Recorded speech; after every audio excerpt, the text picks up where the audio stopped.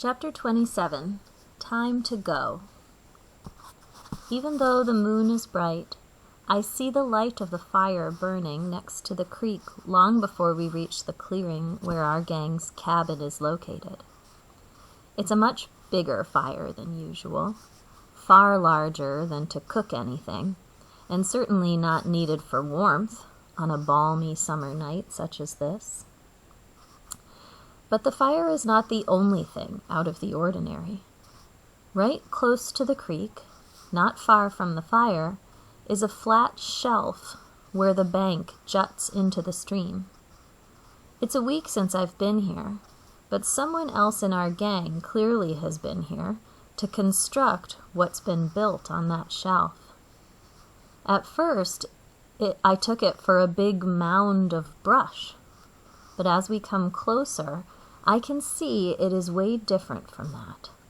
It's a rounded hut, sort of like a giant mushroom. "Nice, isn't it?" Little Coon says. "3 of us spent the last 4 days a-making it." It's all covered up with blankets that I recognize from the stable. "Horse blankets?" "Yup," Possum says. "Long as we bring 'em back all clean and folded, Mr. Adams don't mind our borrowing them. Not that he gave us out-and-out permission, but he turned a blind eye, knowing how we'd be using them, covering for the lodge." The blankets are folded back on the fireside of what Possum just called a lodge. I peer inside and see that the structure the blankets were laid over is made of peeled poles lashed together with stringy roots and brown twine. It's not big enough to be a hut for living in. A single deer antler, looking like a hand with curled fingers, rests just inside. There's a hole in the ground about the size and depth of a good-sized cooking pot right in the center of the lodge. "That's for the stones," Little Coon says, seeing where I'm looking. He gently grasps my shoulder. "Don't go inside yet." I look at him in confusion, then at Possum. A third figure stands up from the other side of the fire. Deacon. He was sitting so motionless that I hadn't seen him. "Never seen a lodge before?" Deacon asks, his voice soft. I shake my head. "Sit down here." I sit down, close enough to the fire to feel its heat washing over me. It's a good feeling, peaceful. The fire smells different from any fire I've smelled before. I look closer at it and see that there are objects glowing red in the heart of the flames. It takes me a moment to recognize what they are. Stones. Each of them more or less round and half the size of a man's head. They're so hot that they seem to be throbbing, like hearts starting to beat. "Stones are alive," Deacon says. "Fire just wakes them up more." Little Coon and Possum sit down next to me. They've stripped off their shirts and sneakers. I do the same, feel the heat caressing my chest and my feet. "Deacon was given this, taught to do it, by his granddad," Possum says. "So, because he is carrying it, he can do this. Make a lodge, run a sweat." What is a sweat, I wonder? But I do not have to ask. Deacon begins to answer me before I've even finished that thought. "Granddad Harjo," Deacon says. He told it to me this way. There was a holy person a long time ago, way before white men came. He showed himself to a boy who needed help. He taught him this way to cleanse his words, cleanse his body. Then that boy went on to help others in the same way. Now, Jaybird, this lodge is here to help you." Deacon keeps talking, his words punctuated by the snapping and crackling of the fire and the sound of hissing and crackling from the stones.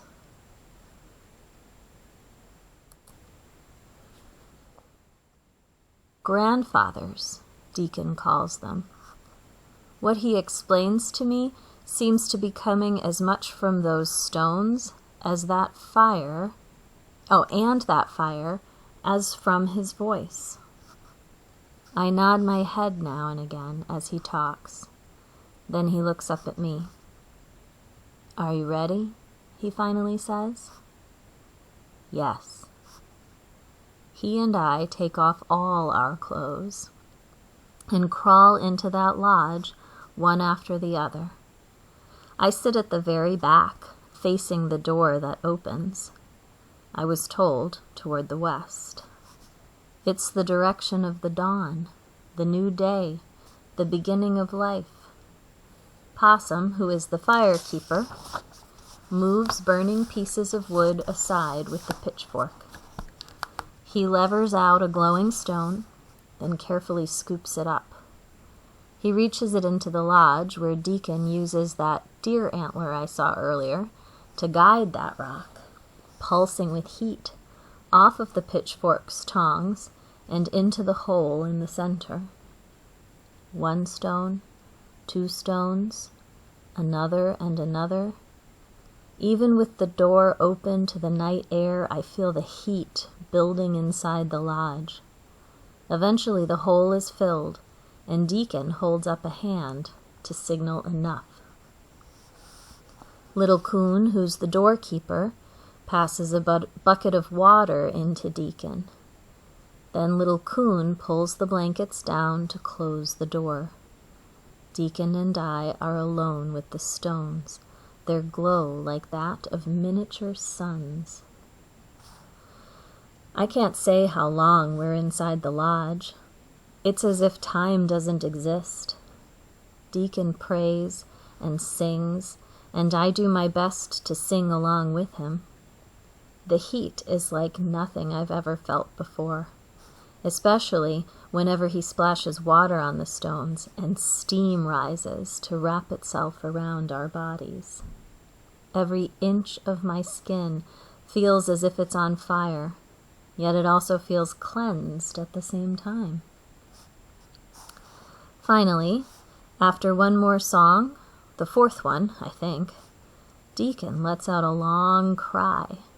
It's just like that of a wild turkey, but so loud it almost shatters my eardrums.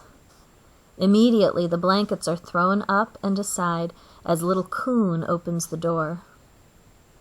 "Go on out," Deacon says. "Don't dry yourself off. Go right into the stream and let its waters wash you clean." Dripping with perspiration, I do as he says. I wade in, up to my waist, then sit down so that my head is under water. When I stand up again, the air feels cool on my body, and all of my senses seem more alive than I can ever remember them feeling. There's a huge splash next to me as Deacon jumps into the water himself. Then he pops up, sudden as a diving duck coming back to the surface. His upper body seems painted silver by the bright light of the full moon streaming down on us. Little Coon and Possum are reaching their hands down to help pull us up onto the bank. As they do so, Deacon looks over at me, and I see a glint of mischief in his eye. He makes a little sign. I nod. "Now," he says, as he grabs Little Coon's hand and yanks him into the creek at the exact moment as I do the same with Possum. As the 4 of us sit by the fire after the sweat, I know they are all feeling what I'm feeling. We are truly brothers. Whatever happens from here on in, we'll always be as close as kin.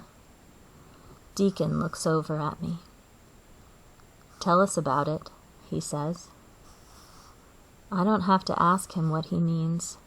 I've never told anyone about my visions before, but being in the presence of friends who understand, who don't think such things are crazy, who even have names for the kind of seeing I've been experiencing, makes all the difference. I look over at Possum and Little Coon. They both nod. Go ahead. So I tell what I saw, speaking more and longer than I ever have before. All three of them listen intently, not interrupting. When I'm done, I actually feel a little better, as if some of the weight's been lifted. But it's also made that vision stronger, and it's raised even the question in my mind that I have to ask. Does my seeing mean it's going to happen? I ask Deacon. He stays silent for a good long time, gathering his words. My granddad, he finally replies, told me that seeing that way can be more of a warning than a prophecy, letting you know what might happen, not what has to happen. Not what has to happen. Those words make hope start to flutter in my chest like a bird. It means what I saw might be changed. Pop could be saved. But there's only one person who can do that. The summer days here are long, so it's after 10 the next night when Possum and I climb down the vine. I have my pack with me. It holds the few things for my journey. It being summer, I've only shoved in a light blanket and a change of socks and underwear. Money from my school account is in my right sneaker. My French Victory medal, which Possum and I got out of his hidey hole last night on our way back from the sweat, is in my left pocket. My jackknife in my right. The near full moon is almost as bright tonight as it was last night. That is both good and bad. Good, because we will not need any other light to find our way. Bad, because we might be more easily seen. So we keep to the shadows, avoiding the open pathways, staying close to the edges of buildings, moving as quiet as ghosts. Okay, Possum whispers, hefting the pick as I hold the shovel like a rifle at parade rest. You sure now? Never surer, I whisper back to him. Me too, someone whispers from behind me. I would have jumped out of my skin if I hadn't recognized that voice as Little Coon's. I turn my head to look at him, the moonlight glittering off his teeth from a grin near as wide as Possum's. You need a lookout, he says, his voice low and soft. I nod. What else can I do? Even though I wanted to avoid getting more of my friends in Dutch, he's right. I'm sure about what I have to do, but there's still a knot, the size of a boulder in my stomach, as I lead the way to the stables. I'll set up here, Little Coon says, when it comes in view, a dark shadow set back from any other building. Possum and I keep going, even though it seems as if I am walking through heavy mud the closer we get to the deserted guardhouse, where unruly students used to be locked up. We stop, pause a while in the shadow of a big sycamore. My heart is pounding so hard in my chest that I'm afraid it might be heard like a drumbeat. Possum plucks my shirt sleeve. Let's go, he says. We continue on, silent as shadows, until we reach the stable. Possum puts a hand on my shoulder. Here you are, he says in a soft voice. I want to say something. Thank him for being such a true friend, my first real friend. But there's a lump in my throat the size of a rock. Possum chuckles. Ain't no word in Creek for goodbye, he says. Uncle Big Rabbit told me that's 'cause we are always going to be meeting up again, one way or another down the road. He gives my shoulder a gentle push. Now go, Jay. You got yourself another road to travel for a while. As I enter the building, a soft whicker from the far stall greets me. Dakota has caught my scent. He nods his head up and down as I approach him. Good boy, I say, opening the stall door. I pat his neck, and he nuzzles his head against my chest so hard it almost knocks me down. Ready to run? I don't put a saddle on him. That would take too long. But I've always been comfortable bareback on a horse. The bridle is all I need. I lift it off the hook, slip it into his mouth, walk him out of his stall, step up on the railing, and slide onto him. I adjust my pack over my back. Everything I need is in there. It's taken me no more than a minute to do all this, but there's no time to spare. Giddy up, I say, shaking the reins. Dakota doesn't rear up, kicking his front hooves like the horses do in cowboy movies. He was a cavalry mount, trained to charge into battle, not waste time with fancy moves. Instead, he bolts forward. We burst out through the open barn door onto the farm road. I'm gripping tight with my knees, one hand holding the reins and the other grasping his mane. Go! I shout, kicking my heels into his sides. As we pound along, we're not headed toward the main entrance of the school. We're angling across the northern field, a wide expanse of prairie ahead of us. But that's all right. During the months I've been here, I've gotten to know the lay of the land.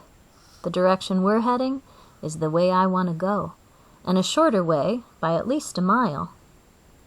The moonlight shining on the field, the scent of the prairie grasses being kicked up by Dakota's hooves, the warm night wind in my face, and the feel of the horse's strong, muscular body beneath me is almost like a dream.